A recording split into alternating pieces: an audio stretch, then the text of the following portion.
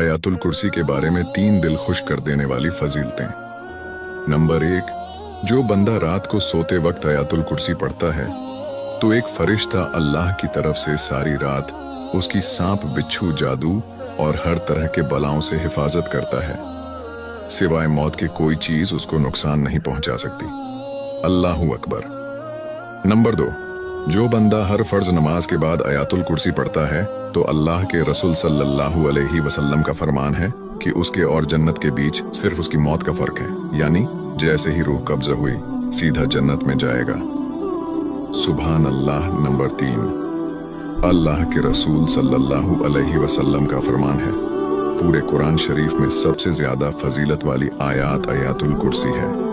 हुजूर सल्लल्लाहु अलैहि वसल्लम का इरशाद है, अल्लाह ताला उस शख्स को तरोताज़ा और शादाब रखो जिसने कोई हदीस सुनी और उसे याद करा और लोगों तक